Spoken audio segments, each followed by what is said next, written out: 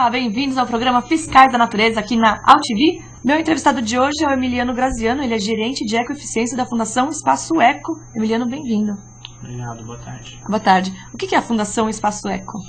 A Fundação Espaço Eco é uma UCIP, instituída no ano de 2005 pela BASF, que é uma empresa química com sede na Alemanha, e em parceria com o GTZ, que é uma agência de cooperação do governo alemão. Ela foi instituída no Brasil e trabalha em toda a América Latina com ecoeficiência.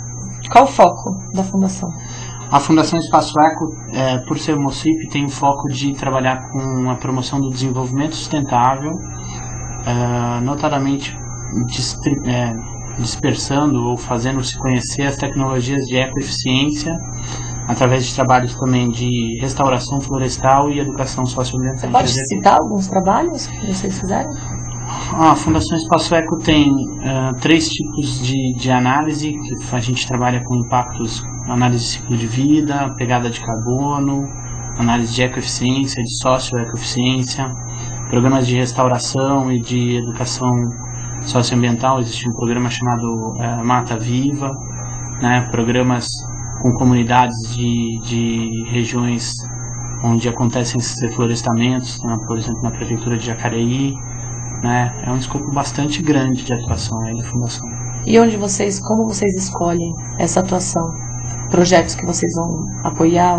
A Fundação, por ter um foco de atuação inicial em ecoeficiência, a gente trabalha com os clientes que vão procurar essa expertise da Fundação ou precisam de um trabalho complementar nessas áreas de restauração, por exemplo, florestal, ou trabalhos específicos de educação ambiental e educação socioambiental. Os clientes vão até a Fundação, são avaliados, então é feita uma coisa que a gente chama de análise de atratividade. Não é qualquer empresa que pode receber o serviço da Fundação. A gente julga aquelas que têm uma maior conectividade com a nossa missão, com a nossa visão de trabalho, de futuro. Se a empresa passa nesse teste todo, nessa metodologia, é uma ferramenta que a gente tem, então passa nessa ferramenta, aí trabalha com a gente, pode ser em qualquer uma das áreas, individualmente ou agrupado. Um dos estudos que vocês fizeram de ecoeficiência foi de sacolas plásticas de supermercado. E é o que eu gostaria de dar foco, que é o que está em pauta aí, né? Como foi feito esse estudo, Emiliano? Olha, esse estudo, como qualquer outro estudo de ecoeficiência, ele passa em 5 grandes fases, né? Primeiro a gente define o que a gente chama de fronteira do estudo, né? Ou seja, aonde esse estudo vai ser realizado, com o que, quais tecnologias que estão envolvidas nisso, né? E para quê? Então, qual a função desse estudo? No caso desse estudo de sacolas, né, e a gente não trabalhou só com as plásticas, a gente trabalhou com outros materiais, a gente trabalhou com a função de transportar compras. Então sair com as compras de um supermercado, de um mercado, e levar até uma residência, né? É um número fictício, né? E essa é a função. A gente definiu aí a fronteira que a gente chama geográfica, para o Brasil. Então são todos dados brasileiros. Essa é uma grande importância, o pioneirismo desse estudo, porque é o primeiro estudo brasileiro com desse tipo de abordagem. A segunda coisa foi a fronteira tecnológica. Foi definida então uma forma brasileira de produção das sacolas plásticas, da sacola de ráfia, da sacola de tecido de algodão, da sacola de papel. Como é que essa tecnologia é aplicada no Brasil e como essas sacolas são definidas. Depois que você define essas fronteiras, a gente passa por uma fase de levantamento de dados. Então eu vou lá e eu falo assim, olha, para produzir sacola plástica eu tenho que ter petróleo. Então eu estou na outra ponta, eu estou na matéria-prima mais virgem. Para ter petróleo eu precisava ter depósito de carbono e não sei o que. Se eu for trazendo essa matéria-prima para o mais básico, não vai ter fim. A gente vai chegar quase que em Deus, né, de onde viemos.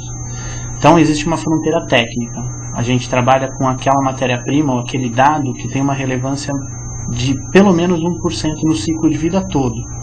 Então eu começo no petróleo, extração de petróleo, transporte do petróleo até a refinaria. Da refinaria ele passa um processo onde sai a matéria-prima da sacola plástica, que chama nafta. Da extração do nafta, ela ou é transportada para algum lugar ou não. Aí eu tenho os pellets de plástico. Dos pellets de plástico eu vou para uma empresa onde faz as sacolas, ou quem sabe uma intermediária.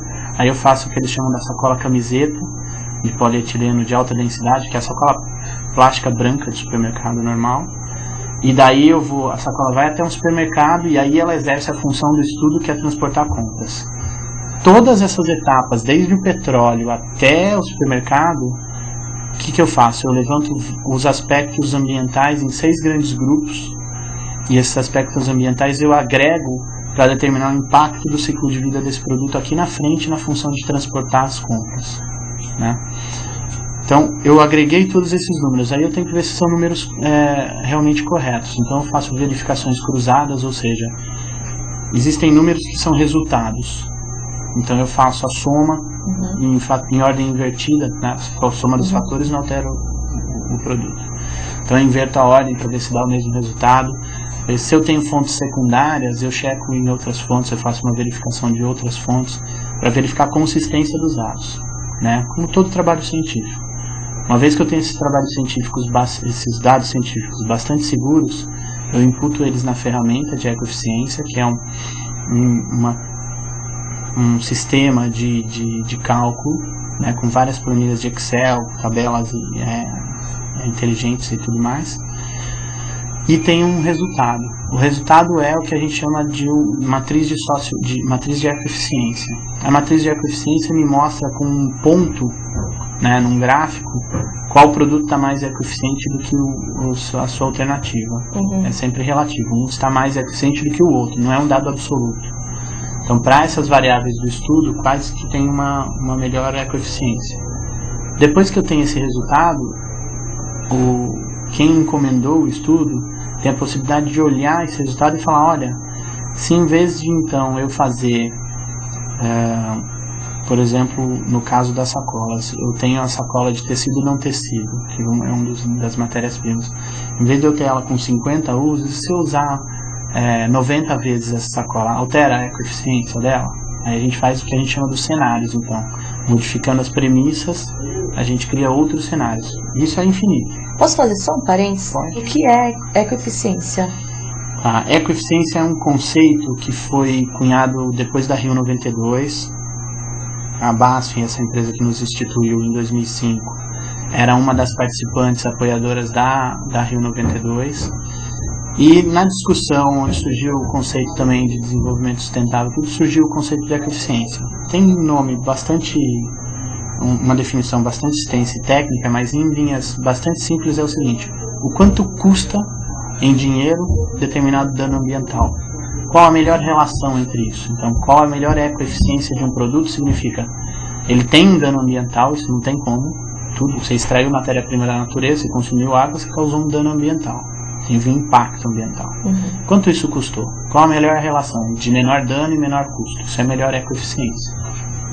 Então é a relação entre dinheiro e impacto ambiental. Qual a importância de um estudo desse para a sociedade, para a natureza, para o Brasil, assim?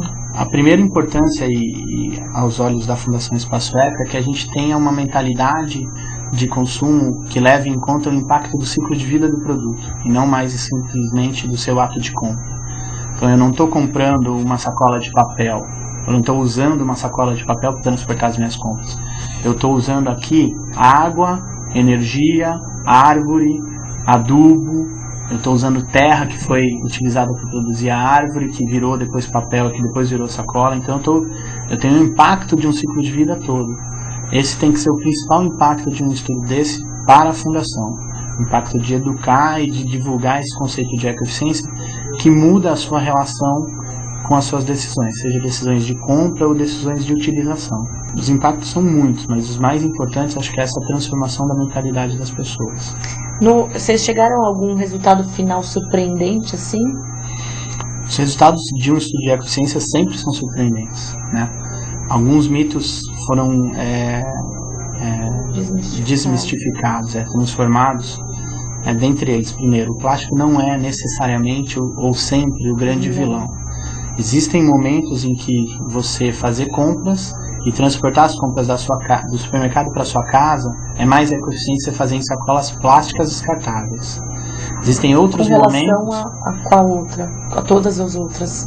Com relação, por exemplo, quando você faz uma compra só por mês, né, de uma que a gente considerou uma cesta básica, você descarta o seu lixo 3 vezes por semana, é mais ecoeficiente que nessa compra você use sacolas descartáveis e descarte esse seu lixo nessas sacolinhas de supermercado. Então, quando você precisa comprar o saco de lixo, que também tem extração de matéria-prima virgem da natureza, e paga mais por eles, tem uma ecoeficiência menor, já que a relação da ecoeficiência é dinheiro e impacto ambiental. Você tem os dois altos quando você compra o saco de lixo. Então você acaba sendo menos ecoeficiente nesse caso. Então é possível que uma sacolinha de plástico seja melhor, ambientalmente falando, do que uma de pano? É possível que ela seja mais ecoeficiente. Ecoeficiente, sim. Né? Porque ela vai ter um impacto ambiental associado ao seu custo, essa relação melhor do que uma sacola. E o que você acha da pano. proibição de sacolas plásticas? Qualquer proibição sem um embasamento científico completo é muito ruim. É sempre melhor que você faça uma educação, né, e que você se valha do maior número de informações científicas confiáveis possível. Esse tipo de estudo, por exemplo, não estava disponível para os legisladores quando tomou esse tipo de decisão. Ou, se estava disponível, não foi levado em conta o impacto do ciclo de vida, né? Portanto, se você fizer um trabalho de educação, é sempre melhor que você proibir, né, terminantemente alguma coisa. Não existe verdade absoluta. Se a gente fala de desenvolvimento sustentável, a gente está falando de um processo. A gente quer chegar num momento onde todo mundo vai estar ganhando. Então é um processo de evolução, nunca é estático.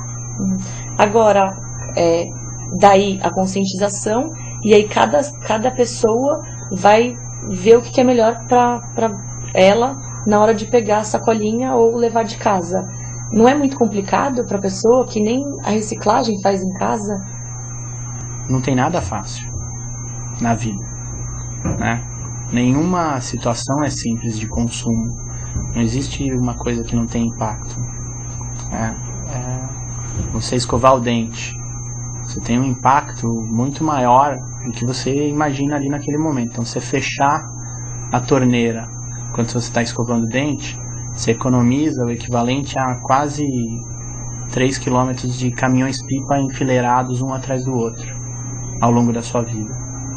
Então não é nada simples, nada é simples, né? O estudo é sim complexo, mas é de fácil compreensão, né? Você compreendendo que você sendo mais eficiente no uso e em qualquer alternativa que você faz, você vai estar tendo um impacto ambiental menor, né? Essa mensagem é muito simples.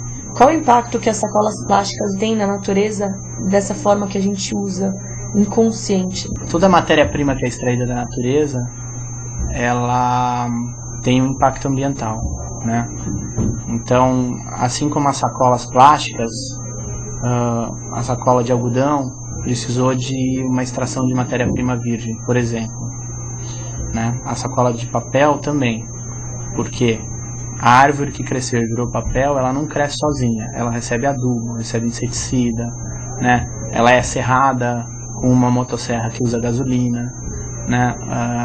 Ela é transportada num caminhão que usa óleo diesel. Então a gente tem um impacto de uma série de outras matérias que não necessariamente estão ali no papel fisicamente, mas que contribuíram para o papel chegar até você na forma de sacola de papel.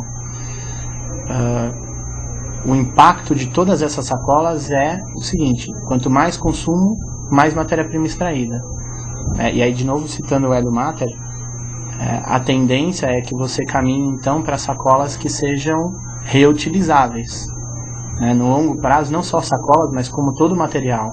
A gente diminui o uso de materiais descartáveis em qualquer atividade nossa e passar para o uso de materiais reutilizáveis, porque aí você reduz o seu impacto na natureza na forma de extrair matéria-prima virgem. Fala o site de vocês para quem está interessado em entrar lá e ver. www.espaçoeco, então fica espacoeco.org.br. Quem quiser pode entrar, tem um canal de comunicação online para a gente receber perguntas, respostas. A gente tem alguns estudos que ilustram bastante essa característica da ecoeficiência e à disposição para quem quiser conversar com a gente. conversei com o Emiliano Graziano, gerente de Ecoeficiência da Fundação Espaço Eco. Um beijo para vocês, fiquem com Deus e até quinta-feira que vem.